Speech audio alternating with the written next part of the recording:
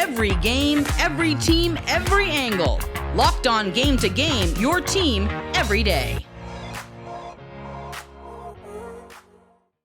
Welcome in, everyone, to Game to Game Big Ten Edition. I'm Jordan Black. It's week 3 in the NCAA college football season, and time to put real shape on a team's season.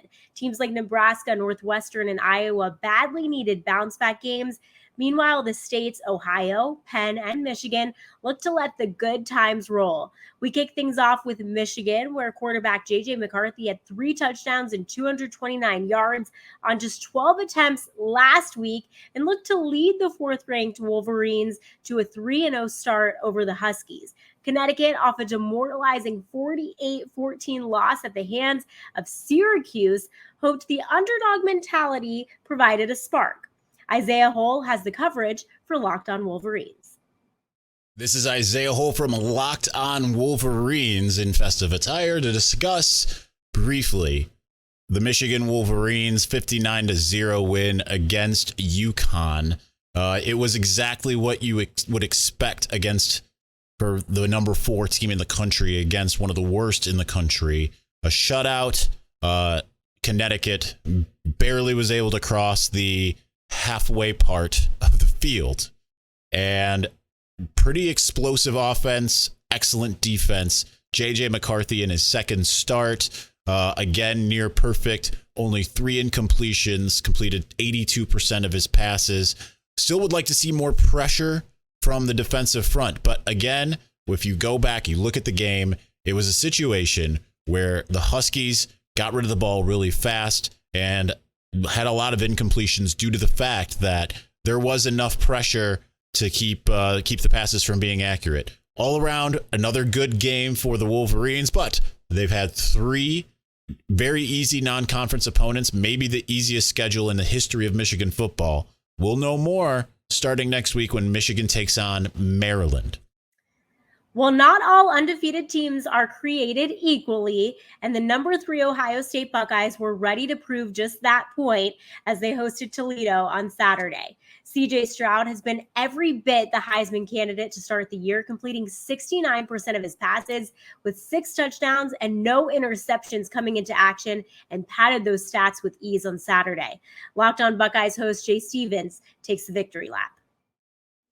3-0. Man, that feels good because the Ohio State Buckeyes had no problem shutting down the Toledo Rockets tonight in the game that they won 77-21. The Buckeye offense was fully healthy, and everybody got to see what they can do when they have every weapon at their disposal, putting up 762 yards of total offense. Everybody was locked in. Stroud had 5 touchdowns and 5 incompletions.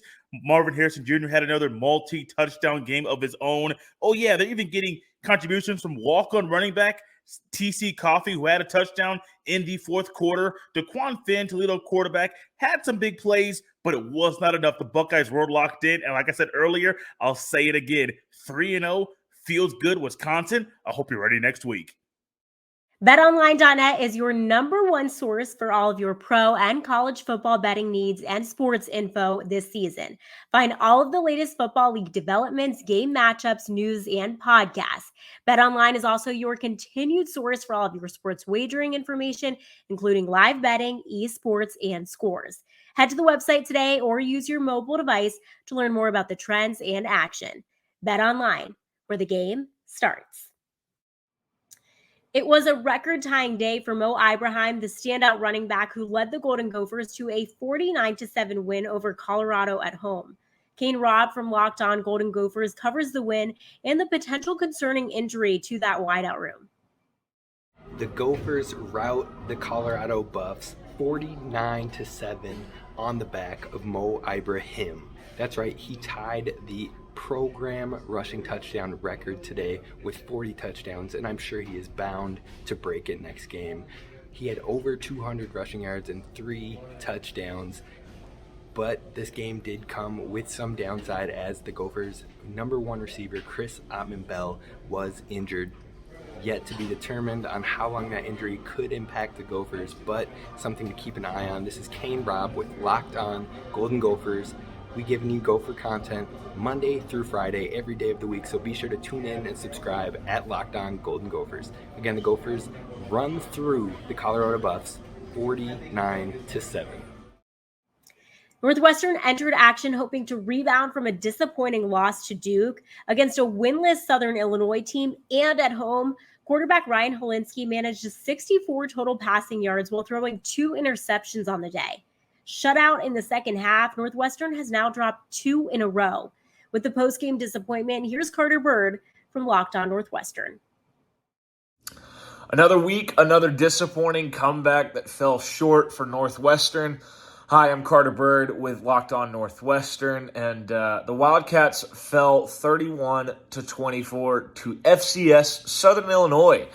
The Salukis kind of put it to the Northwestern defense. They kind of exposed the young DBs in the game, and then especially the lack of speed and athleticism at linebacker. That was apparent when you watched the game. On offense, I thought everybody played pretty well with the exception of the quarterback, which is surprising. You saw Ryan Hilinski struggle. At one point, he was 7 of 17.